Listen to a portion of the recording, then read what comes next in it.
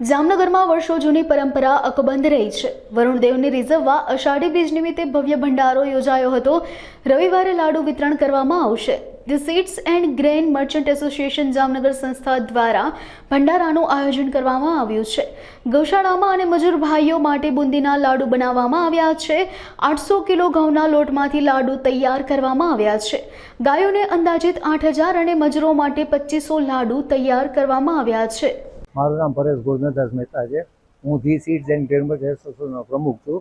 Grain merchant association આશરે લગભગ 45 થી 50 વર્ષમાં વરુણદેવને રીઝવવા માટે ભંડારાનું આયોજન કરવામાં આવે છે।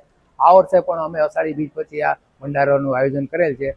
તેમાં અમે ગાયોના લાડુ અને ગ્રેન માર્કેટમાં જે મજૂર ભાઈઓ છે એના માટે બુંદીના લાડુ બનાવી છે।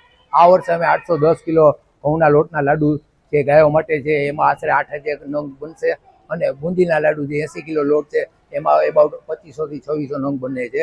અને જામનગરની જે વિવિધ 14 થી 15 પાંજરાપોળ છે તેમાં ગાયોના લાડુ અમે આવતીકાલે અમે વિતરણ કરવા જઈએ છીએ।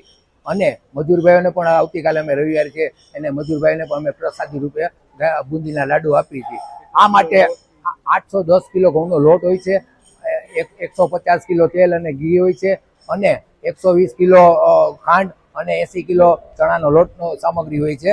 તેના માટે અમને જામનગર ગ્રેન માર્કેટ એસોસિએશનના જે વેપારી ભાઈઓ છે તેના તરફથી, દલાલ ભાઈઓ તરફથી આર્થિક સહયોગ મળે છે અને જામનગરના ઓઇલ મિલર્સ છે તેઓ પણ અમને આ આર્થિક સહયોગ આપે છે। અને જે દયાશંકર બ્રહ્મપુરી વાડીમાં આ જે સામગ્રી બને છે તેઓ પણ અમે એના ટ્રસ્ટીઓ અમને માર્કેટના એસોસિએશનને વિના મૂલ્યે વાડી અમને વાપરવા આપે છે। આ તબક્કે અમે સૌનો આભાર માની છું।